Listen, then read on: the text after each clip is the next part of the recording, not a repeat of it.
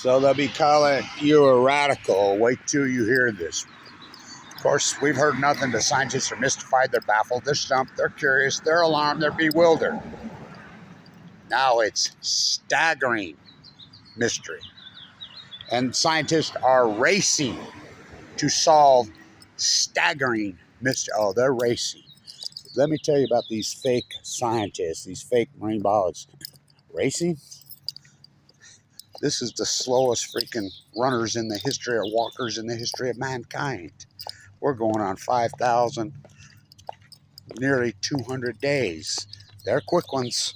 So now 6 dead rays have showed up in my city by the bay, San Francisco Bay. Now, this is important. Stay with me.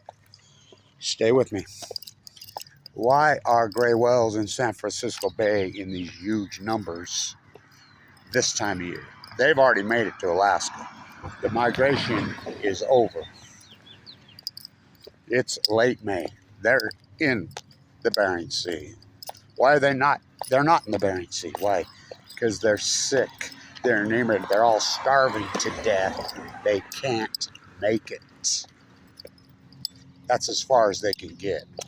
Now, this number, there's no doubt in my mind, now is going to pass the record, which our Army counted. What year was that? 2016, 17, 18, 13, 14, 15. Our highest number that we counted was 312. You know, and that's just freelancing.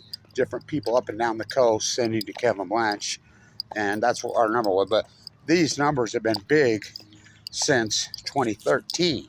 This starvation event started. Well, it actually started in 2012.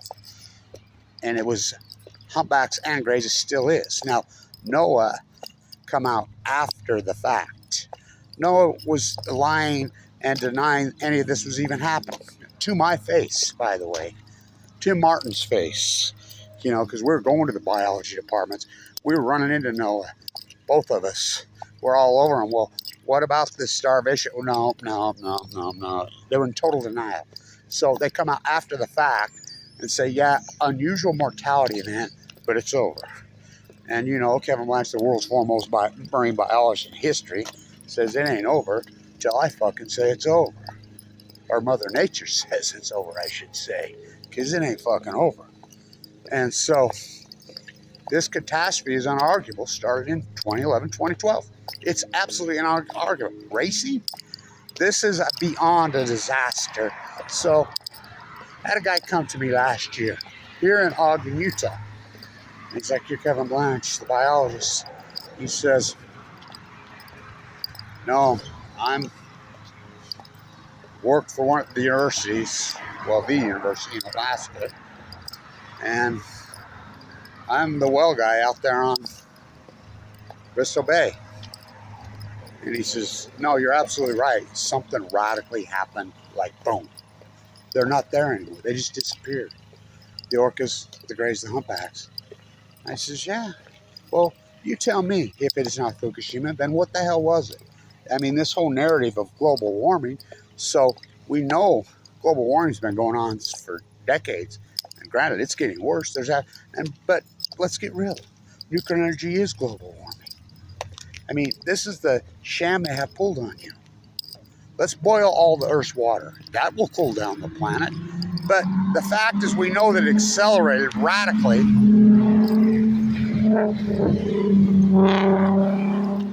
It accelerated radically in 2012. We know that there was a trigger. That's called an outlier in science. Real scientists don't do baffled, stunned, staggering. This is a new one. We have a list. I mean, we've all been keeping track. Our list is what? I mean, they've used every hyperbole. They've used every adjective. They've used every freaking baffled, stunned, mystified, curious, alarmed, fucking bewildered. I mean, but I've never seen staggering, racing. They're full of shit.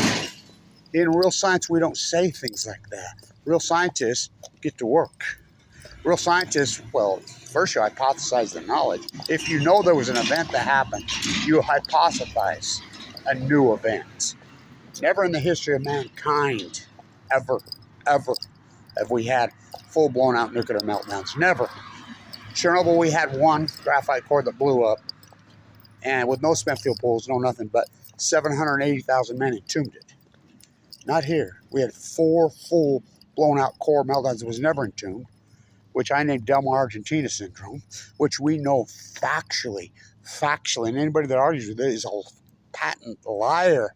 We know factually that China syndrome exists, and those people that hypothesized back in the day were right because Fukushima's proven it was right. Because Lake Barrett, the guy that covered up 3 Mile Island, is the guy running the cover-up of Fukushima, Japan. I mean, he's done multiple interviews now, including on 60 Minutes. It took him 2,816 days to tell you what Kevin White told you in 1 hour.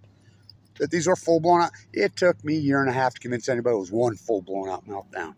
And we're afraid of nuclear meltdowns. We're afraid of nuclear meltdowns. We're afraid of nuclear meltdowns.